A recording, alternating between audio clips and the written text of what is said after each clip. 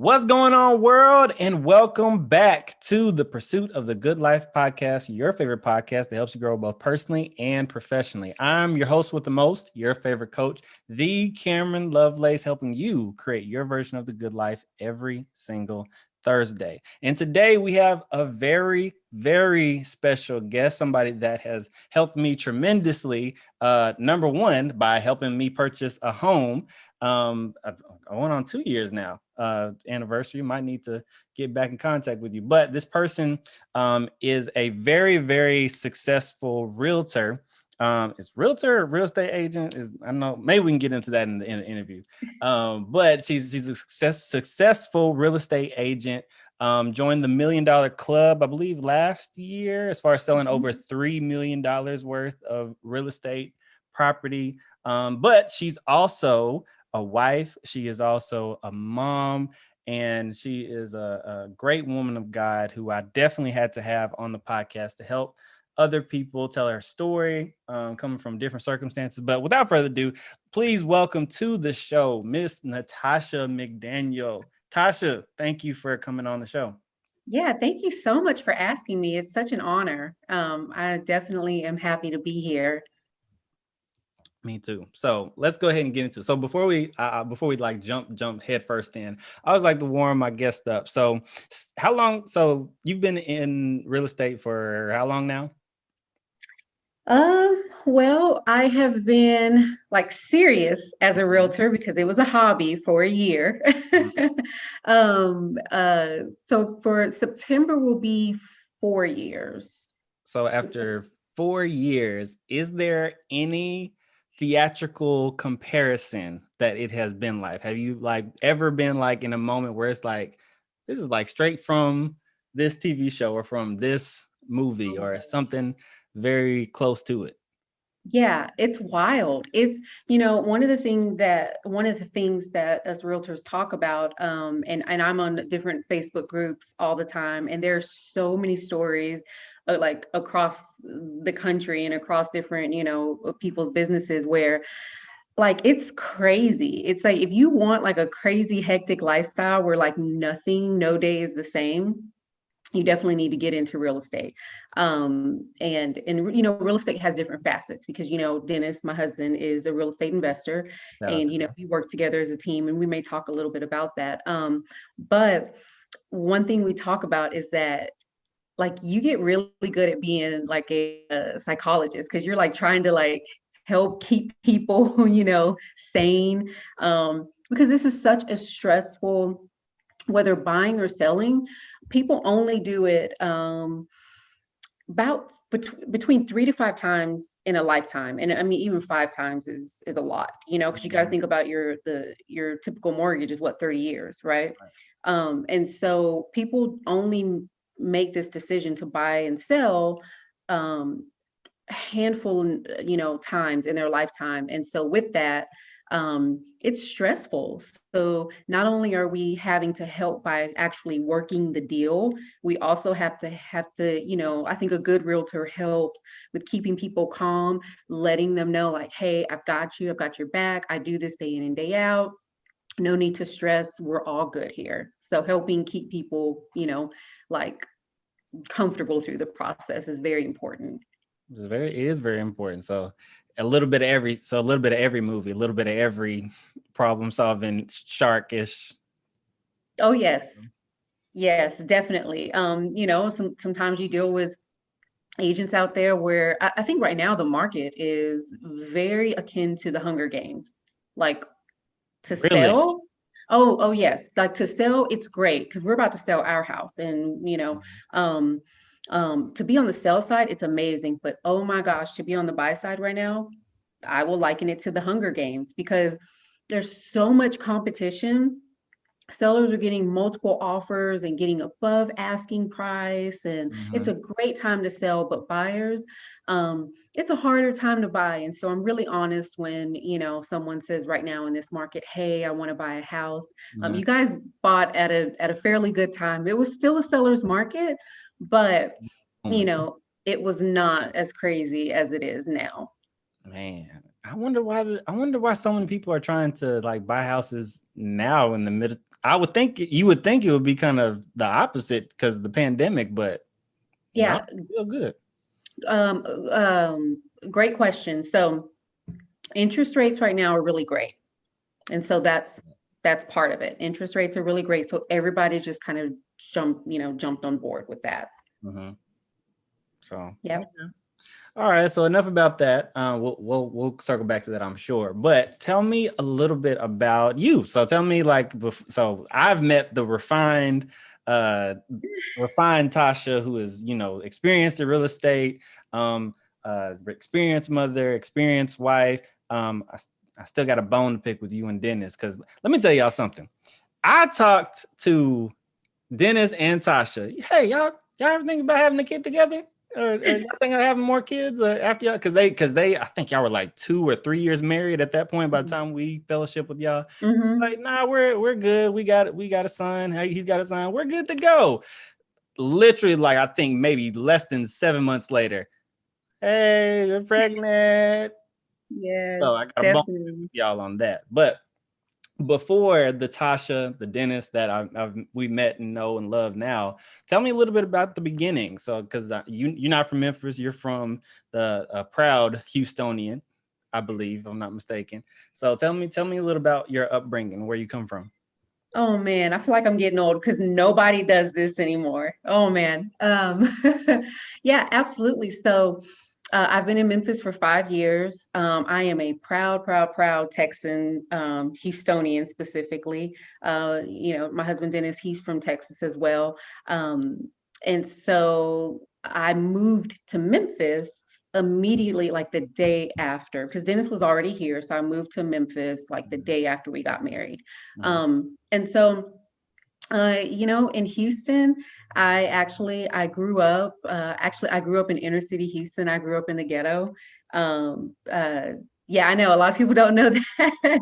And so what's interesting is that I'm actually mixed with black and white. And Mhm. so my neighborhood that I grew up in was primarily black. And what's so funny is that sometimes you have like these families who, are white that have been there for like years and years and years that have settled in those neighborhoods. And Mhm. so um, my mom is white, and so that was the case with us. Mhm. Even though I'm mixed with black and white, my grandfather built that house, was there, raised my mom there, and so my mom grew up in that area as well.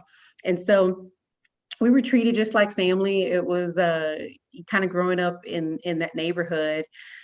To be honest with you, Ronnie and Donnie were like the neighborhood crackheads. Yep. It's just crazy. I mean, seriously, but they didn't bother us. Like it's kind of like we. It's so weird. We felt okay Mhm. because in that environment, because that's what we knew. So that's what I grew up in. Absolutely loved. Just I had like five play mamas. Is that I couldn't get away with anything. Yep, it's kind of one of those situations. Couldn't Village. get away. Yeah, couldn't get away. Everybody's mom was given the ability to spank, all the kids or whatever if we got in trouble. So that was my upbringing in Houston. I went to school there and everything. I had my son when I was 19, Isaac. Um, Big shout and out to Isaac. Isn't he about to graduate soon? yeah, great memory. He's actually about to be 17 in April. And he's a junior right now. So he has a year left. Got it. And then it's so my upbringing definitely has a lot to do with just who I am, and just um, I just never really forget just where I've come from as far as just that family aspect, and which I really miss, because I had that. And so I got saved, actually met the Lord. I got saved when I was 20. So Isaac was a year old. I got saved, and became very involved in church and everything like that. And then, like what most people do, I actually fell off. Some years later, I had fell off, and then shortly, I'm giving like the cliff notes. I got you. shortly, shortly, shortly before meeting Dennis, I had gotten my life back together and everything. Didn't expect to get married, at all. Why is that? And gotten my life back together. Why did I I, you get married? I had been I had been a single mom for a while, Mm-hmm. and I think just because I did a lot of crazy things, and then I just thought, man, with my past, nobody's gonna want me. Um, yeah, it was just one of those things. And then I got my life together, and very shortly thereafter, I met Dennis, and we got married, and I moved to Memphis. Um, and so my son Isaac, he's 17. His dad and I have a great relationship. Um, and so we have all, this entire time. And so he actually lives in Austin with his dad. Mm-hmm. So that's a little bit about who I am, I think. So I'm curious as to why, like, so what was that process of getting your life back together? So you said, because there are people out there who might be going through like similar circumstance. They might be that single mom raising their son, and they might think, nobody's ever going to want me because I'm a single mom. I ain't got this together. So what was that turning point for that process of getting your life back together? Yeah. So I had, let's see, just really kind of delved into some things that were not good, and the thing is that you, deception is such a real thing, you know. Um, yeah, I'm trying to think about how to put this. You don't realize the price that you end up paying for decisions that you make when you're making them.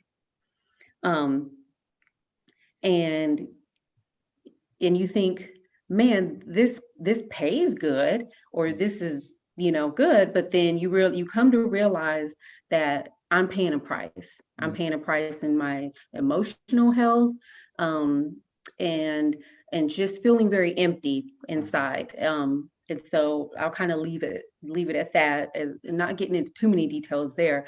But I just was not living like I should, and went way off the deep end. Okay. And so honestly, it just me and the Holy Ghost. Mm-hmm.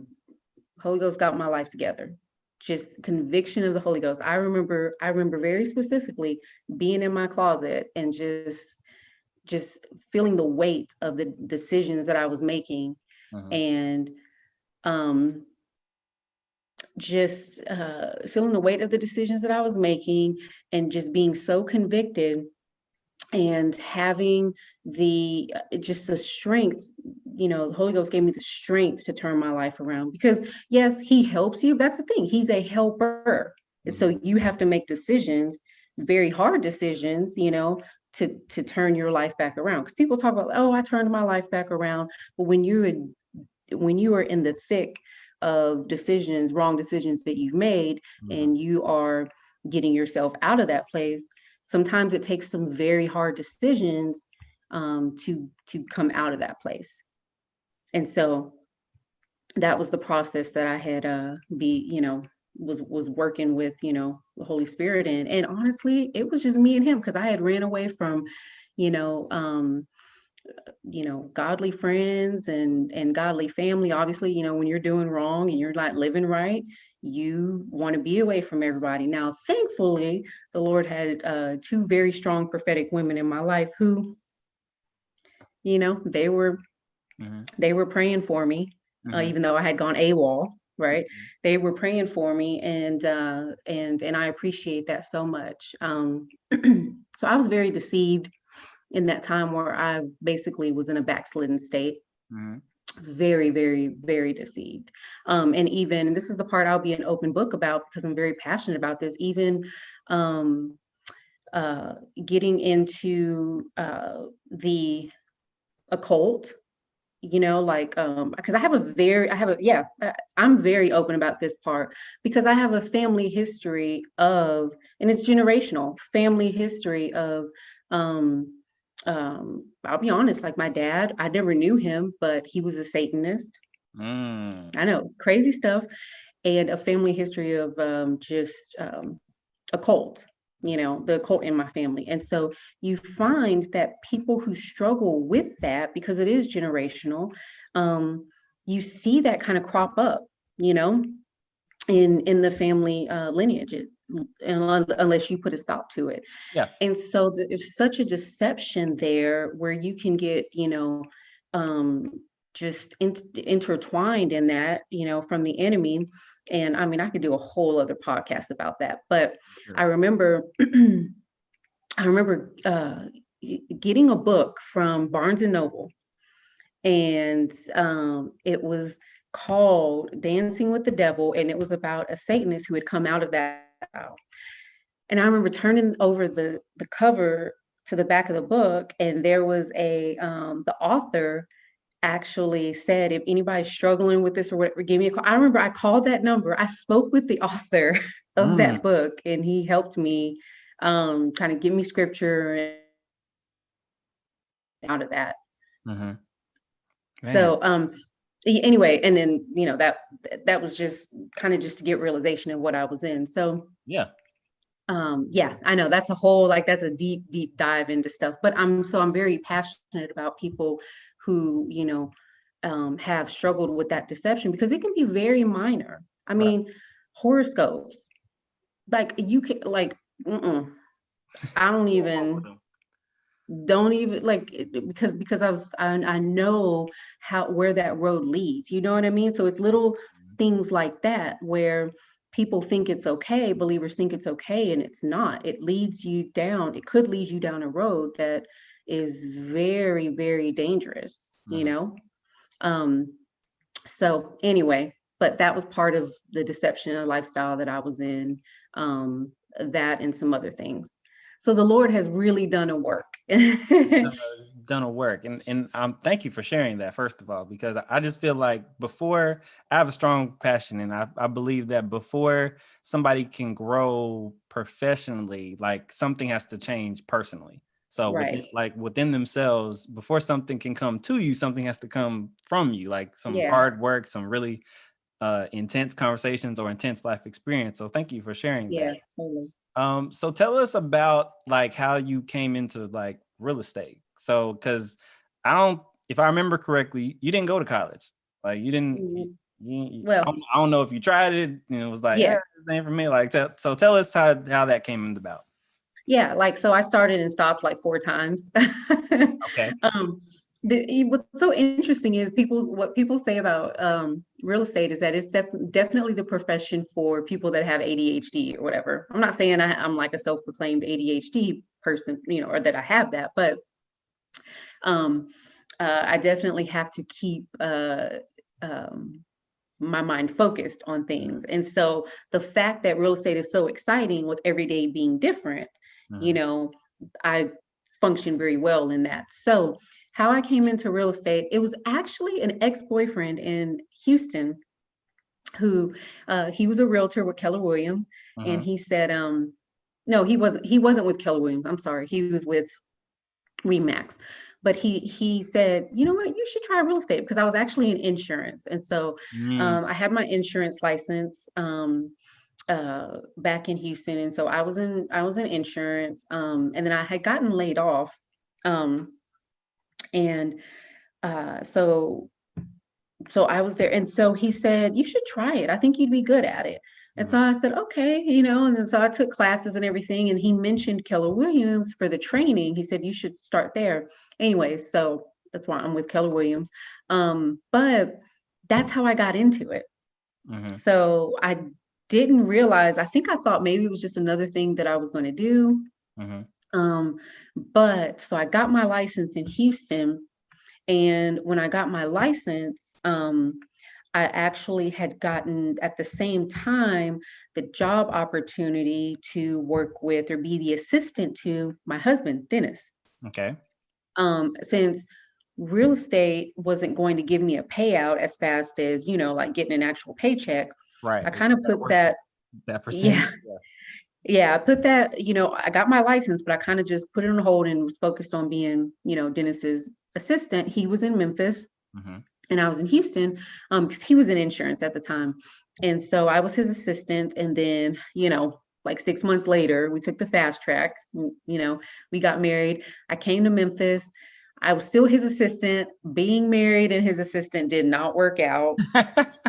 No, I was the worst assistant. So you're saying you do not recommend working No, for your husband, maybe with your husband, but not for. some people can do it. I cannot. I was not able to separate. Plus, I like to be able to have my own thing.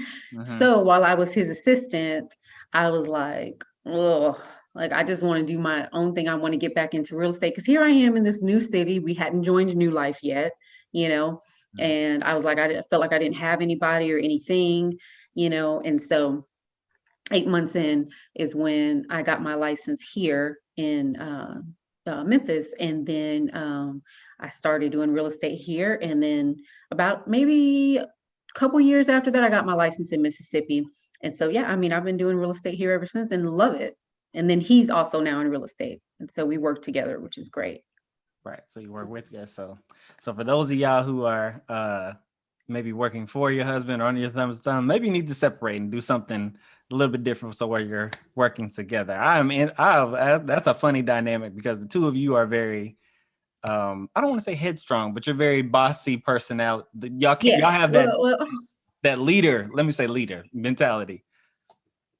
So, right. So when we're high D. So both of us are when we talk about the DISC personality test. Right. So we're both high Ds. Now, if I was more of an S personality, it would work out, but no, I'm not. And so it's perfect. Our dynamic, he runs the investment side and I run the realtor side. Mm-hmm. So it's nice that how the way we work well together is that I run the realtor side and he doesn't have his hand in that. Mm-hmm. And I don't have my hand in the investment side, but it's a perfect collaboration. It did not start out that way, but it's definitely amazing now. Right. Okay. So let's go back in time for a little bit. Tell me about your first deal. So tell me about your very first house. Was it a sell? Was it a buy? What? Tell me exciting. Tell me exciting, or if it's tragic. I want to know. Yeah. No, I can tell you. I know it from top to bottom. I know this first deal. Actually, my first real estate deal was actually us buying this house that we're about to sell. That was my first purchase, right? Mm-hmm. Helping a buyer, which was ourselves. But my first real deal was helping a seller. Okay, this is why this is memorable. Okay. I was at her house and I was helping her get things ready to sell. Is this in Texas or is this in Memphis? Memphis. Okay. Memphis. So even though I got my license in Texas, I never actually practiced there. Got that's what you were talking about. It was a hobby. Yes. Gotcha. Yeah. Well, no. Actually, when I got here, it was a hobby for a year and then I got serious, but I just got my license there and never did anything. Okay. Yes. So we were at her house. We were going around and I was telling her, helping her stage for pictures. Mm-hmm. Well, I was in her bedroom and there was a piece on her bedpost, like this really tall piece that fell down and hit my head. While you were taking pictures? Well, I wasn't taking pictures. I was helping her stage. So I was like, maybe we can move this to the side. And I think when I pushed something, like the bedpost thing fell down and hit my head. Mm-hmm. So I had someone that was going to come look at the house to see about wanting to buy it. And they were going to be coming to look, in like 20 or 30 minutes. And then, so all of a sudden I feel like some blood dripping down my forehead. Yes, this was real. And, I have big curly hair, right? So here's my seller. She's like, oh my gosh, I'm so sorry. I'm so sorry. I'm so sorry. So I have big curly hair. Oh, wait, this is so you don't know that it's bleeding until they got there. No, they hadn't come yet. I had kicked off my shoes because I was like, oh my gosh, these people cannot come. And I'm sitting here with blood on my face and everything. So I had blood dripping down my head. My seller's like, oh my gosh, I'm so sorry. The people were on their way. And so here she is with my big curly hair, moving it apart to find where the gash is. And is blotting the blood out to yeah, yeah. That was my first deal. I sold that house, sold it actually for $5,000 over list price. Mhm. And that seller, I mean, we're Facebook friends now. And Mhm. so have a great relationship. Gotcha. So explain like the process of it, because for those who haven't had the joy of going through buying a home, the joy of selling a home, walk us through why a real estate agent is like so important, like in the process. Because I mean, you can buy a house on your own, Mhm. but there's a whole lot of advantages to having a real estate agent handle the process. Absolutely. So if you're on the buy side, let's just take that for instance, like you guys were, Mm-hmm. you know absolutely nothing, right? You're like, where do I even begin? Mm-hmm. And these days, especially when we have families, when we have kids, and when we're married, especially when we're married, and then add kids onto that, and then jobs and everything, most people are so busy. Mm-hmm. They don't have the time, effort, and energy to figure this out, to figure out a process that they're only going to be doing a few times in their lifetime, Mm-hmm. right? Because it is so involved. So there's that. Um, you need the guidance of being able to, like, the first thing I tell people is, well, actually first thing I do, which I know I did with y'all, is to do kind of like a buyer consultation where I give you an overview of the process to Mm-hmm. say, hey, this is what we're expecting, because then it helps you to feel comfortable about moving into all the little pieces as we move forward. Mm-hmm. um And so, needing to get pre-approved, you're not going to know that, you know, because a lot of people, they want to start like seeing houses immediately.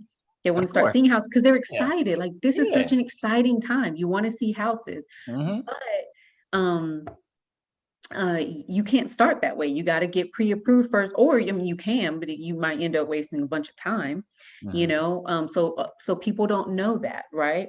Also, people don't know, and I love to bring this up, is that when I work with a buyer, you don't pay me at all. The seller is the one that pays the fees for the both real estate agents, right, that are involved in a transaction. So that's definitely a reason why you want to use, a realtor to help you find something, excuse me, to buy.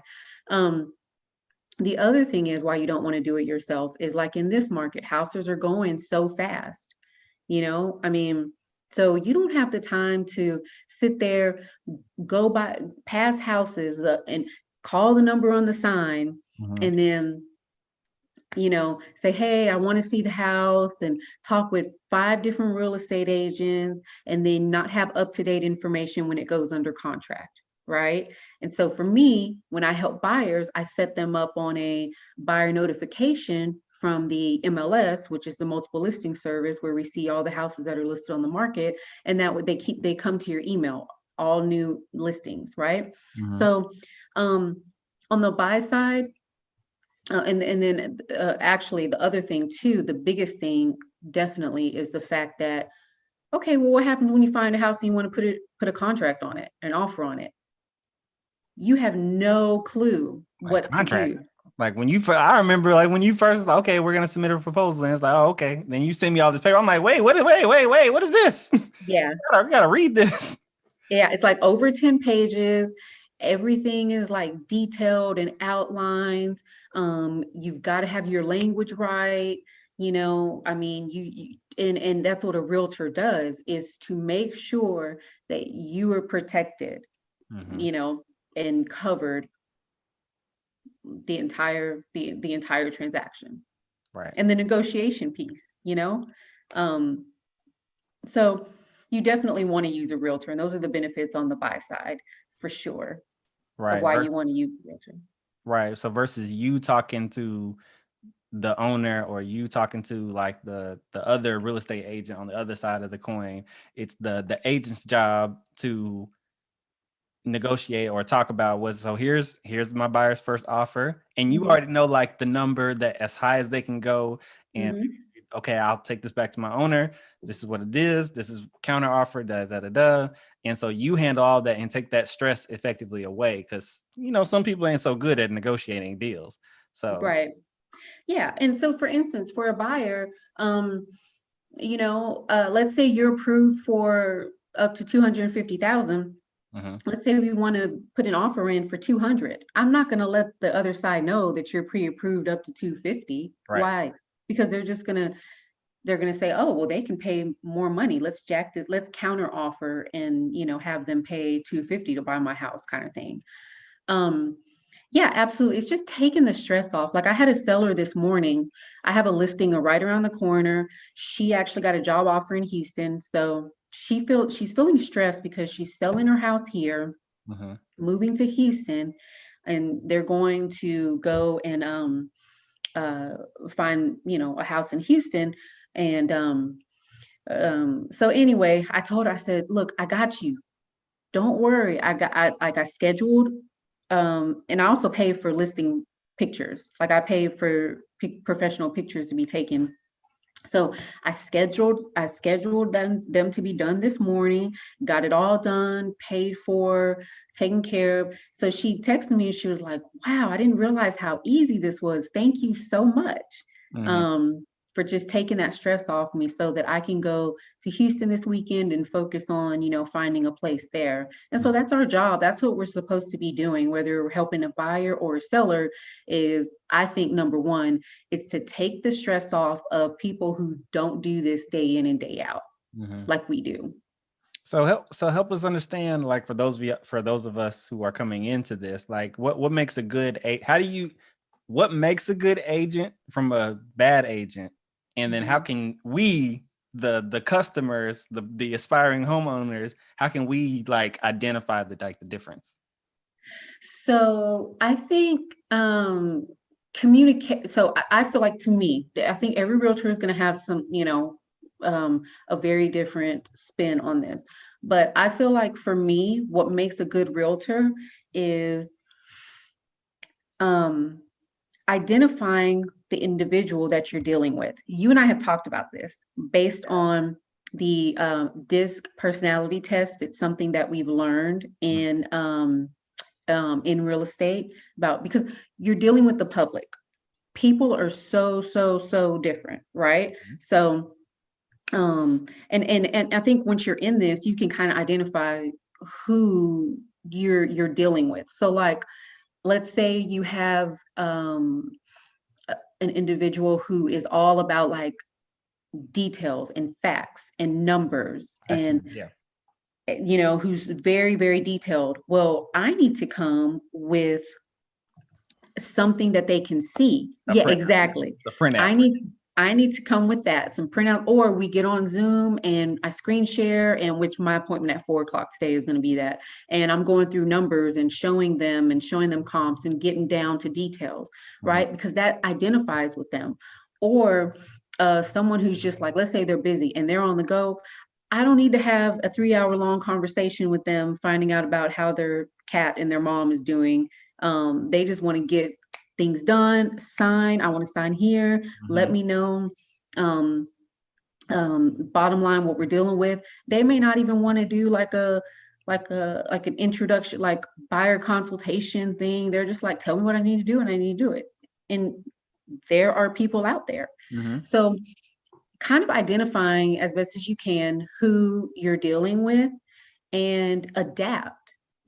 I should not be just, this is who I am, and you're going to adapt to how I am and how I operate in business. mhm, Because I'm dealing with the public, I need to adapt to who my customer is and who my audience is at the moment.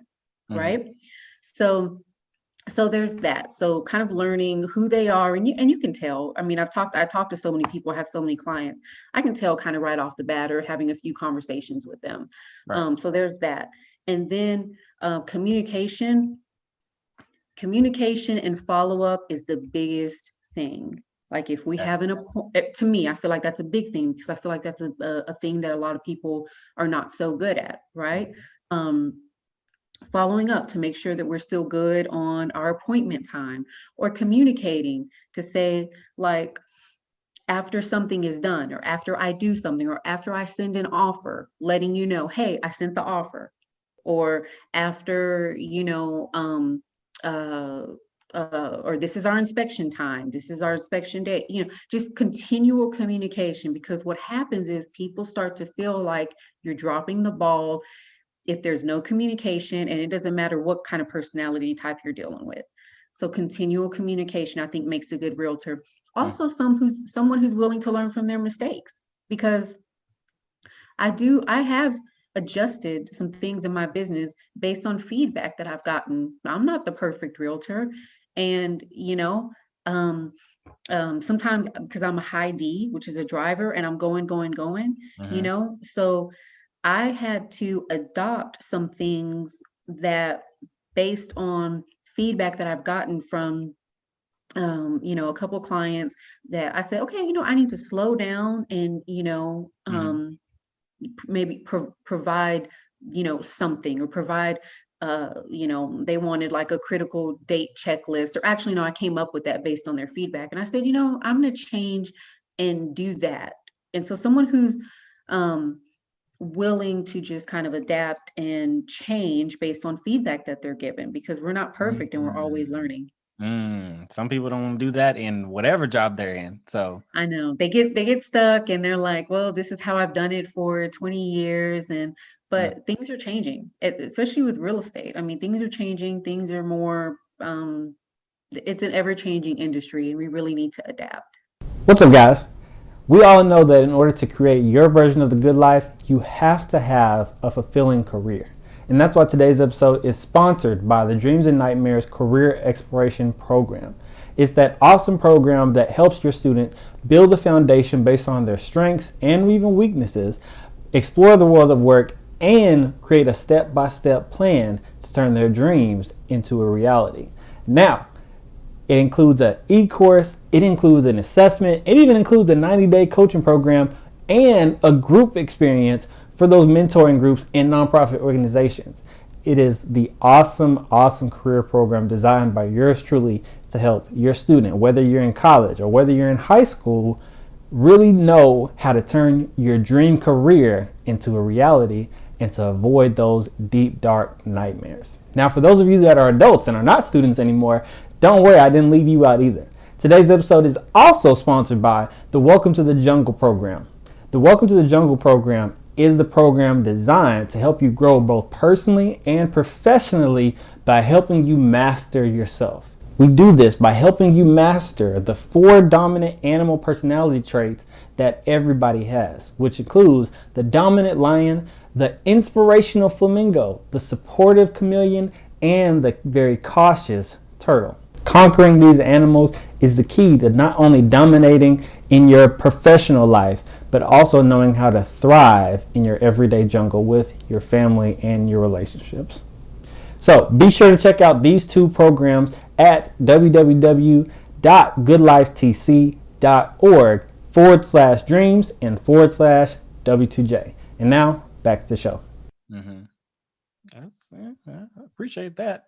So for those people who are aspiring agents, maybe they're like, college is not for me. And that's why I really like to bring on people from different like backgrounds. So I've had Madeline, who's the lawyer at our church.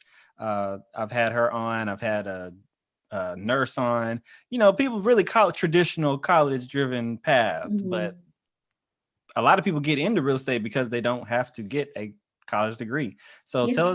tell us about like that process, like what it takes. One, let me back up. One, tell us like what it takes to be your agent, and Mhm. then like what like the fortitude within themselves that they need to get to be a good agent. Yeah, that's great. So, as you're asking that, I'm thinking about someone now who, I'm bringing her on as a buyer's agent. Mm-hmm. So she's going to be part of my team, because that's kind of something in the background that I'm working on, is building a team. Um, so she's going to be a buyer's agent, handling buyers. But she also works part time, um, and so, which is okay. So what you have to do, you have to take the classes through any real estate school. Some people, I did all mine in Texas, but some people like to do online. Some people, like to do in person, which I recommend. But you're basically taking classes to pass the test. Okay. There's two pieces of the test. There's a national exam and there's a state exam. And so you have to pass both of them. So if you pass one, fail the other, you have to go back and, retake the test. And take both, or the one that no, you failed? Okay. the one that you failed. Yeah. Whew. The one that you failed. And so the thing is that the classes just help you pass the test. Has nothing to do with real life. How to be yeah. No, nothing at all. So that's what I tell people, is that's just your focus. Everything else, like I told my girl, everything else, we're going to learn as we go. Like, you're going to come along with me. We are just going to be, side by side doing this. And that's how you're going to learn how to actually, do the business, the fortitude piece of it. It's interesting because coming to Memphis, I didn't have family and friends here. Right. So here I was having to build a business from the ground up, because Memphis is a really small community. Again, and I'm from Houston. So compared to Houston, yeah.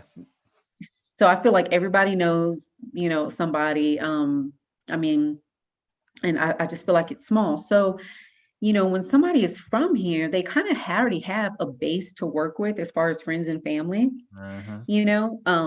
and so they can, there's that to kind of get them started. So definitely coming from the fortitude piece, is that I don't agree with, I don't like to be the realtor that's like on Facebook, like, hey, I'm a realtor, I sell houses. Remember, if you're ready to buy or sell. Stepping on toes, Tosh. You're stepping on toes. I just think that just being real and just being creative, like one time I had my kids, the first house that I sold. Remember I told you about that? We had the boys here for the summer. I took a picture of it, had them hold up the sold sign. And, I basically am saying, hey, I do a real estate, without having to say I do real estate. And just living life and letting people see just who I am, and peppering real estate in there, they're going to know that I sell houses. Right. Without having to say, like, hey, without having to be like, have commission breath is what they call it. Right. So just continuing to do that, having that fortitude, and just not giving up, because people are going to tell you no, but every no that you get, you're closer to a yes. And then slow down. Say that again. Say it. Some people need to know that. Every no that you get told, you are closer to a yes. I can't remember where I learned that from, but and it's true. It's true. And over time, you start to build, because my goal was to build a referral-based business, and to where people trust me, with helping them, make these life decisions or life investments. And so another thing, you just have to, and I'll say this, you can get so much training, but chew the meat, spit out the bones. Because one thing, when people learned that, I was very involved in like church and in New Life, and they'd be like, oh, that's going to be a great source. That's going to be a great source for you to get clients. And I was like, no, that's not how I work. I'm not wearing my name badge to church. I'm not, because I don't want to be seen as someone trying to get clients at church. I just don't think tasteful. Yeah. It's not very tasteful. You know what I mean? I'm there to fellowship and create like real relationships. I never want somebody to feel like, hey, I'm getting close to you so that we can so I can help you sell your house or help you buy a house. Right. So everything that has come as far as clients from church has been very organic with them coming to me. And I prefer to keep it that way. And so where some people, they'll teach you, as far as sales, like, oh, tap into, if you're involved in church, tap into that. I'm not tapping into that. I'm keeping it separate, and also a big thing, celebrating other realtors, in the community. And like we have other realtors in church that I absolutely love. And when they close a deal from somebody at church, like I'm not all hating, I'm like congratulating. Yeah. It's like, it's crazy. Like, people can get really, people can make this more than what it is. But anyways, the 42 piece, that's what I would say, is just to be genuine, be real, not be desperate, and the business will come. And don't be afraid of no. Yeah, don't be afraid of no. They tell me no, I'm like, okay. So tell me a little bit about the seller's perspective. We've spoken a lot about the buyer's perspective. Tell me about the seller's perspective. Are there people that just specialize in selling and versus buying? Because I know you just said that I'm bringing her on to be a buyer, not a seller. So to be a buyer's agent. Yeah. Is there a different skill set to that? A personality? Like what is that about? Yeah. So this is what I've heard years ago, is that as a realtor, whoever has listings controls the market. Let me explain that. Okay. Because it takes more time to work with a buyer than it does with a seller. Because with a buyer, you're out showing homes, and you're out, you can spend a day or two just like showing homes. Mm-hmm. With a seller, with a listing, you go, you do the listing appointment, you get pictures taken, everything is just virtual. You get your pictures back, you put the listing in the MLS, bam, you got buyers coming and bringing offers in. Mm-hmm. Now, this is the interesting thing though. So yes, in theory, it's easier, but it depends on the real estate market. Right now, we're in a seller's market. Okay. Mm-hmm. So right now in a seller's market, where the advantage goes to the seller because you have a bunch of buyers coming and like in competition for a house, it's a great time to be listing houses. But what happens when it becomes a buyer's market? And which we haven't, since I've been in real estate here in Memphis, I haven't seen it yet, like really truly become a buyer's market. It's going to come, but it's not there yet. So what happens when it's a buyer's market? Then you better know how to work with buyers, because I mean, it's a supply and demand. Then that's the side you want to be on. So I think it's important to do both. The reason why I decided to bring on a buyer's agent is not to build this team where I'm like, hey, let me just build this like multi-mega machine. It's to be able to leverage my time and with my new baby, my 4-month-old. And so my family. And so my husband has a team on his side of the business, which it was great. Like after I had Annalise, we had the team working at the office on his side, and he was home every day. And, we were able to have that going for us. And I was able to take some months off, the rest of the winter and, or fall or holiday season, take some months off and enjoy our baby. So anyway, but yeah, it's a different skill set. Definitely. You're still doing people, but it's a different skill set. Sorry. My turn that off. Oh, phone. Yeah. Gotcha. Oh, hold on. It's Google Voice calling. Take your time. There we go. It's off. Okay. All right. So, no, and I don't want to speed past the importance of that, because, like, for example, somebody who's listening to this might be talked out of real estate becoming an agent because it's like, oh, well, you don't get vacation days, or when you take off, there's no money coming in. So like, walk me through like how you have navigated that and how you progressed to, because you said when you first got here, you and Dennis were not initially in real estate, right? Correct. So how did you go from there to now you guys are, I think, because you're still work with the agency, but now you're in the process of building like your own machine. Yeah. So, well, anytime you're a real estate agent, you have to have your license under a brokerage firm. So, but you can create your own team within that, right? So yes, he was in insurance. I was his assistant.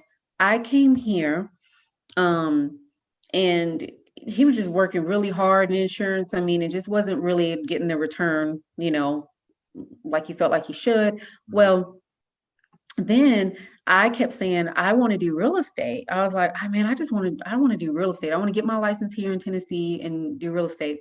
And he was like, well, you're my assistant. And then after a while, it was like, okay, yeah, no. And then after a while, it was like, yeah, he was like, do your thing, definitely. Mm-hmm. So I got my license here. And then a month later, he was actually speaking at Mississippi Christian Boulevard Church, I think. And he was talking about the insurance piece. He was sitting next to a real estate investor, and they started talking, and just the Lord led him into moving into this direction in real estate. And then we just really haven't looked back, from that. And so he started out, he's a real estate investor, and then had a partner, was working on that. And then I was being a realtor on this side. And then we slowly kind of started to mesh to where, because he's an investor where he picks up houses for cash. Okay. If he didn't buy a house for cash, then he would send it over to me. And this is how our business is now. He would send it over to me to help them list it on the market. And so that's kind of our dynamic now. And so we basically had just been working that, and he started to add on to his team to where he has cold callers, finding people that want to sell their house for cash. Okay. So he's built his team up there. We had an assistant who just hired a girl. And so he's really been building his side of the team. And then I've been kind of, working on building mine up as well. And so that's what we're doing. If he doesn't pick it up for cash, he'll send it to me to list it, to help them. And yeah, that's our team dynamic. I'm trying to think, did I even answer your question? How we got to where we are now? We just basically been trucking away at that. Yeah. We just been trucking away at that model for a few years now. So I got you. Okay, so tell me about, so many of your deals have been here. So tell me about a craze, like a outlandish, like what are we doing here? Like, I don't like anything that was a complete curveball. I don't know, like maybe you did an inspection and something else came up and you had to completely, I don't know, like it's your world. You just tell me like a crazy situation. Yes. That really stands out. Yes. So there was one, oh my gosh. I had this house listed. It was like over $300,000. It was in Eads. Yeah, I had this house listed. It was listed for months. So sometimes sellers want way too much for their house. Okay. And it's not selling. And I'm trying to help them to see that maybe we should lower the price. Well, that was, I think it was at least 6 months, six months on this house. So finally, in a seller's market. In a seller's market where it should have been selling. Yeah, in a seller's market, but you still can't completely just overprice something. Like in a seller, especially in a seller's market, if you still can't overprice something. I mean, like too high, right? For more than what the area is selling for. Okay. So I actually have two stories. So there's that, where finally 6 months later, he drops the price. We finally get a contract on it. Okay. We go through the contract. We are at the very end, about to close, like less than a week away from closing. And I'm representing the seller, right? So the buyers, they go to do their final walkthrough. If you remember what that is, where we go and we make sure everything is. So the neighbors come out. And basically, in so many other words, destroy the deal. How do they do that? they see, and I don't have the entire story because I wasn't there to hear what people like. This is the thing: the seller that lived at that house didn't like the neighbors didn't like them, and so Uh, so they basically scared my buyers. No, not my buyers. They scared the buyers off, mhm. and they backed out of the contract. It didn't sell After inspection, after after everything. comps, after all After we were about to close. at Yeah. the table. Well, before that, you were about to come to the table, and wow. Yeah. Yeah. So there's that. Um, and then there was another crazy situation where in Olive Branch, because I'm also licensed in Mississippi, had a seller that wanted to sell their house for, and it was a beautiful house, okay, but wanted to sell their house for, I mean, way more than anything in Olive Branch was like 580,000. There's no right, exactly, How big is the house? exact. Is the There's nothing. property rather? Goodness. No, it wasn't like, and it wasn't like it was like sitting on acreage. So, Mhm. anyway, I told this seller, number one, they were already selling it for too high, wanting to, and that's the thing. I'm honest with them about because sometimes Yeah. I'll lose out on the deal because, I'm being honest, right? And they'll, you know, not think that I know what I'm talking about, right? And so, so sometimes I'll lose out on, but I didn't lose out on it. I tried to help the seller see, but anyways, in the process of that, I was going to Austin to visit my son. Mhm. I told this seller, I said, hey, I am going to be, away this weekend. Anyways, it was funny because he tried demanding comps from me. Like I got to Austin, it was like 3 o'clock. I was picking up Isaac from school Mhm. and he started trying to, wanting to demand comps from me like right then and there. Mhm. Anyways, he was kind of rude about it. And so I ended up firing him. Not he fired you. You fired him. I That's fired him. Yes. So sometimes realtors, we talk about, we'll fire our clients. Now I'm being so honest. I'm not being mean or anything like that. But family time is important to me, especially when I set the expectation Mhm. that this was going to happen. And he just continued very rudely to demand um me to drop everything. It wasn't going to be a good partnership moving forward. So Mm. ended that. Wait, so like break that down because like some people might need to know that getting into this, like working with, like you really got to be a people person, but you also have to know when it's when it is and is not a good fit. Yes, yes, absolutely. Because you're working with someone like you remember, me, you and Sparkle. I mean, we worked together, like we talked almost every day, Mhm. we're texting back and forth all the time. Like you are in this thing with people, and you're talking all the time. Mhm. And so for however long that you're looking at houses, and then of course when you go under contract, 30 to 45 days. And then also emotions can be high because, like it can be a stressful time. You're welcome Um, from keeping Sparkle stress away from you because yeah, she's stressed. yeah. I mean, and I mean, that's just it, it's just part of it. But um, you have to know when things start to feel tense and you feel like if I feel like maybe they're they're losing like their for whatever reason, Mhm. confidence in me, despite me continuing to communicate. And sometimes people will lose their confidence because maybe they've talked to a friend and a friend is giving them an idea Mhm. of something that doesn't even pertain to, like, let's say this real estate market, or doesn't even pertain to, they don't have the expertise. They're just talking about their experience, or, well, I sold my house on my own and it went great. And sometimes people do, and that's okay.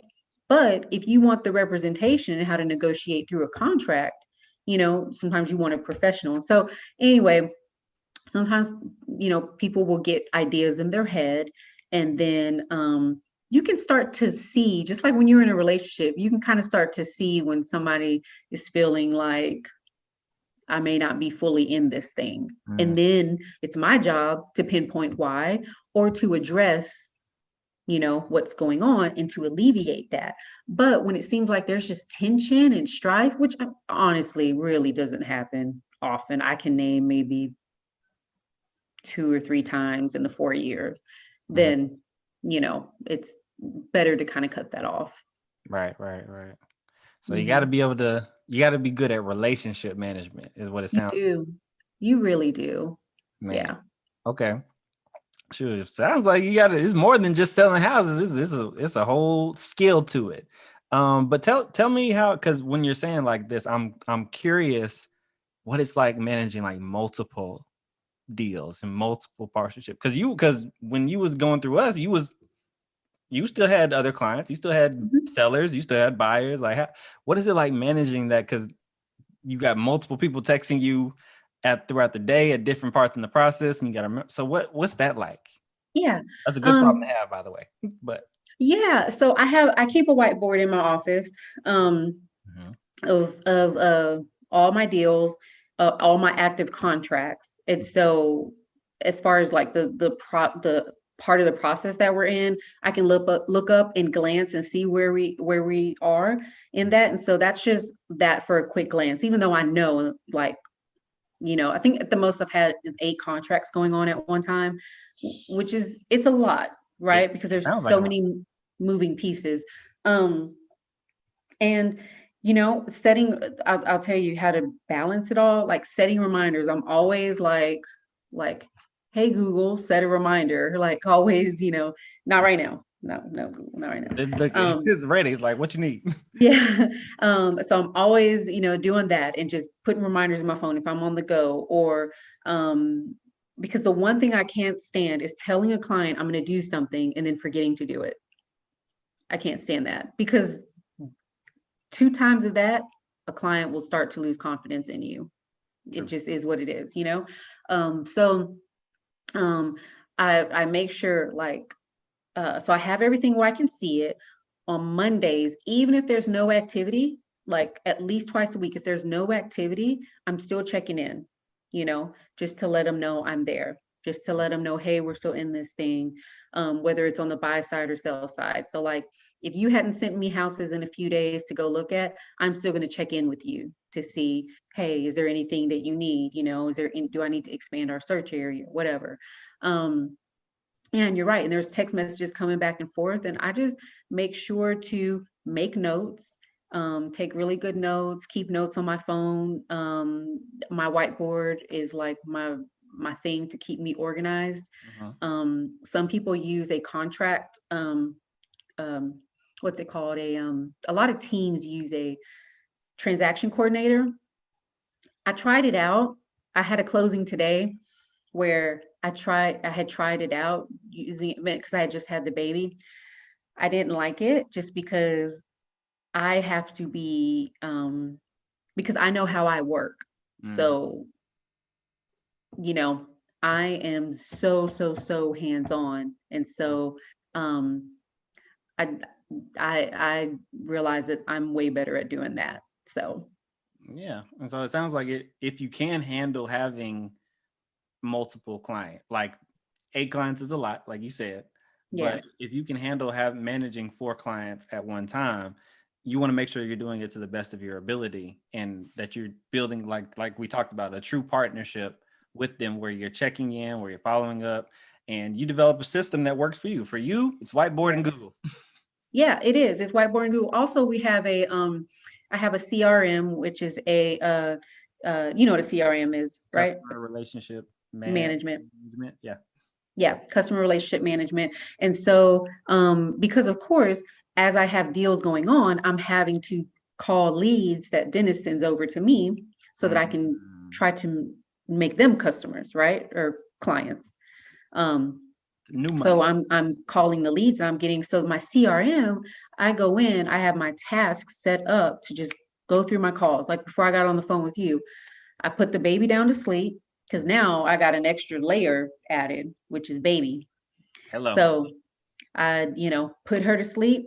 got on, started knocking out my calls, putting my notes in, following up with my clients, which first and foremost, I do that before I hit any leads because they're the most important. And so I'm going through. So it's like on autopilot, you know, with having a system. Right. The system. I always hear like business owners. I can't wait to get more business owners on here to talk about like their system. Cause they said a lot of people I talk to is like, yeah, once I got the system in place, once I figured it out, we were off to the races.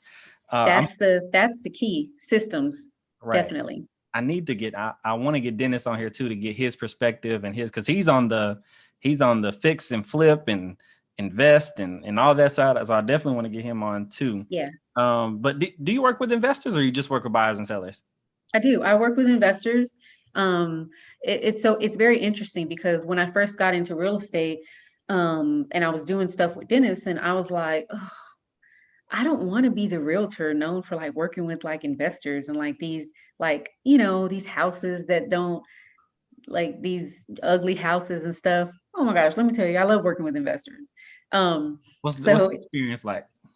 Yeah, so I'll tell you, this is the main difference.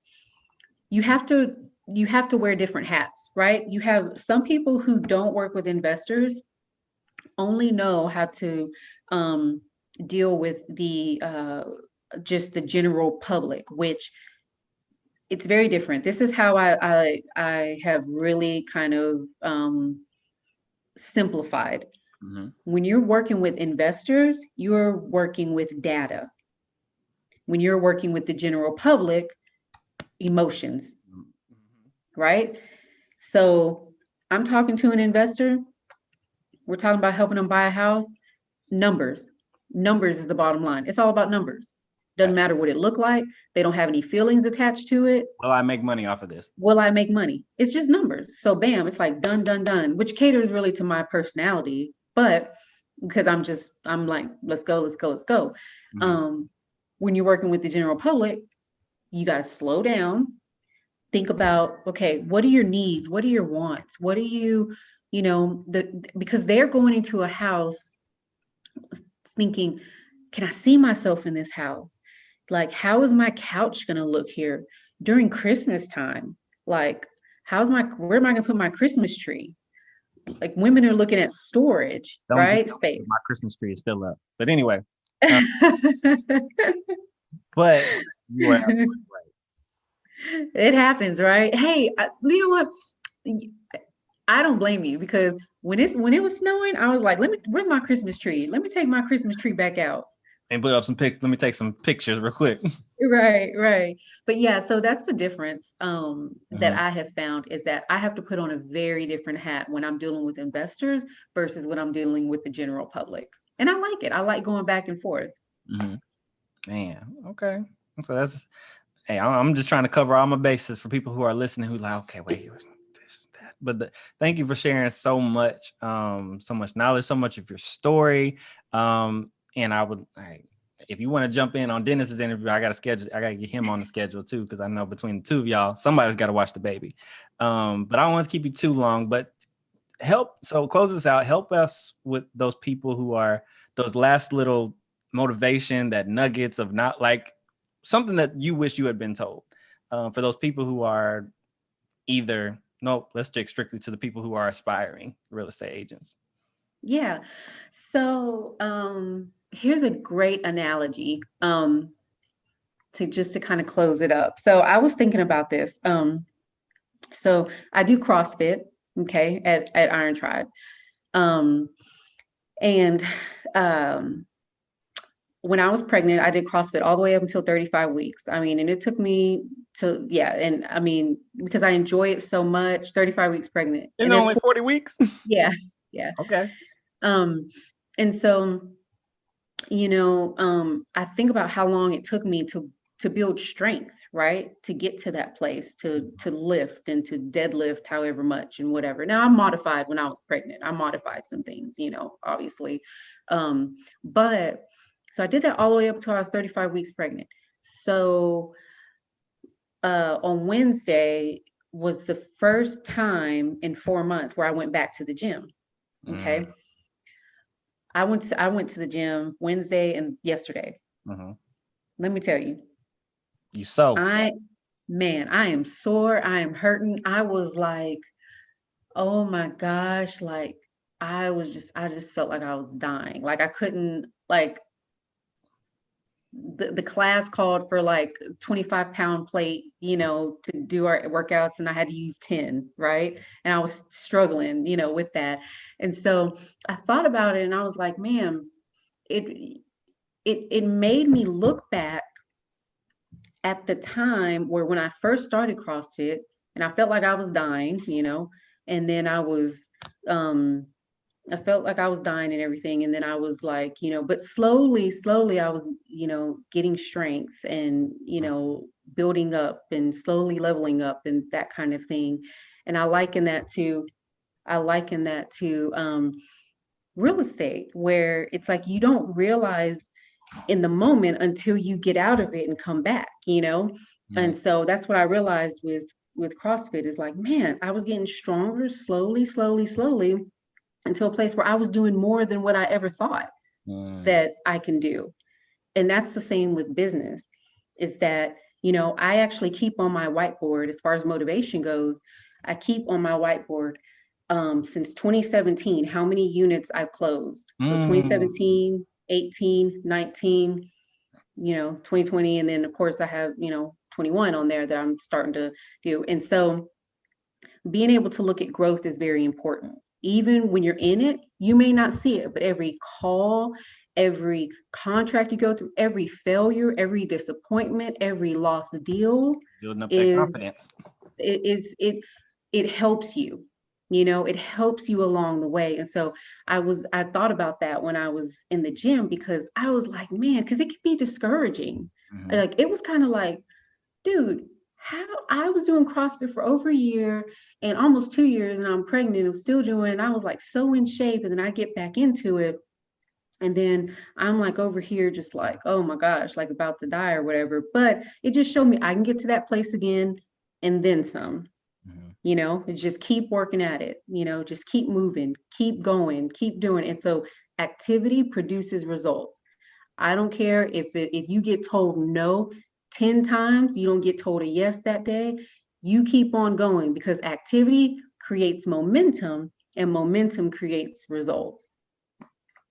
And so I guess that analogy was a really big deal to me. And that's what I would tell people, is just keep going. If you want to start a business, just keep going, and failures are actually good.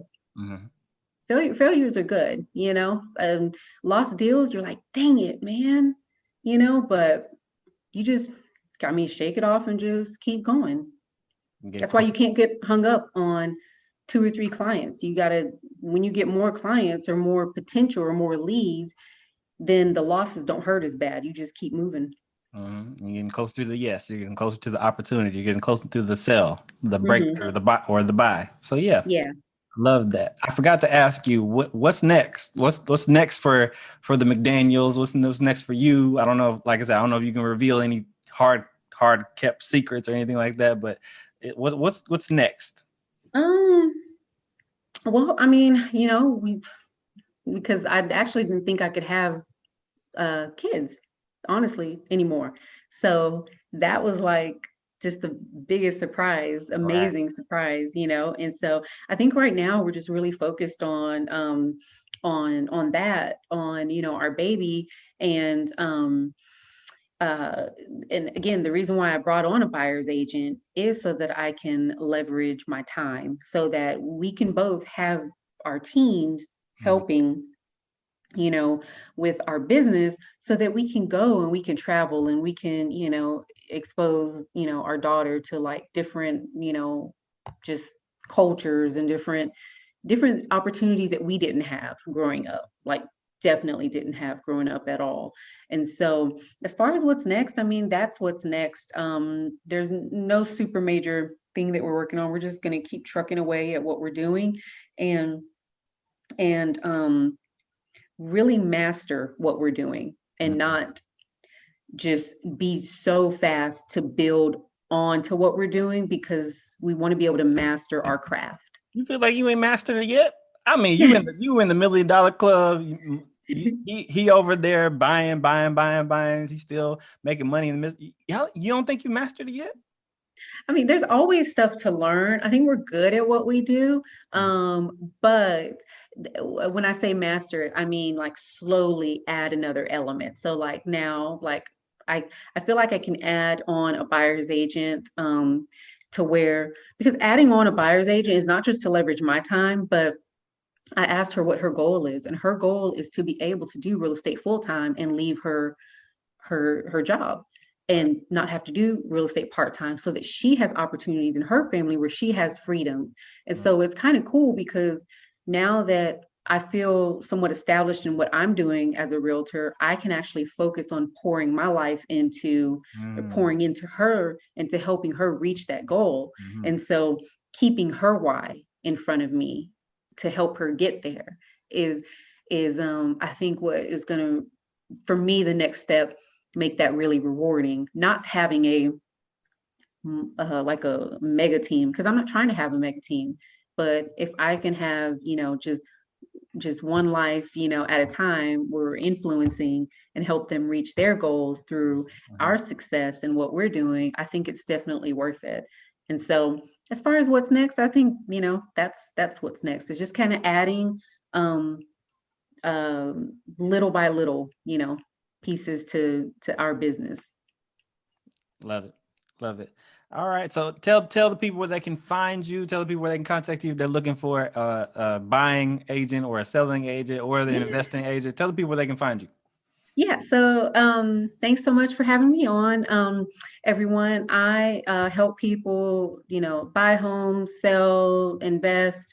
So if you're looking for any of those, reach out to me. Or if you just have questions, I am an open book. I love to talk about real estate and what I do. So reach out to me. You can reach me at natasha.mcdaniel@kw.com. Again, that's natasha.mcdaniel@kw.com. I check my email all the time. You can find me on Facebook, Natasha McDaniel. My profile picture, I'm still pregnant. But anyway, I just thought about it. It's all right. You might be able to change it before this goes up. And I probably won't, but I'm on Instagram, which I hardly ever check. So to be honest, Facebook is the best way to reach me, or you can email me. And I definitely would love to be a resource for anyone who's looking to get into real estate or has questions or wants to look into buy, selling, or investing. Love it. Go hit up Tasha if you're looking to buy, sell, invest. She's good people, yeah, and she loves the Lord. So it's just good vibes all the way around. Thank y'all for tuning in. If you're watching this on Facebook, on YouTube, make sure you smash that like button, like all the kids say, all that good stuff. Leave a comment, share this with somebody who really needs it. Maybe somebody who's interested in real estate, somebody who doesn't know what the heck is going on in the market right now. Share this with somebody who really needs this. If you're listening to this on iTunes, give us that 5-star review, 5 stars only. We're trying to climb up the rankings, make sure. And keep coming every single Thursday, because we are doing this to help you create your version of the good life. Until then, we'll see you next week.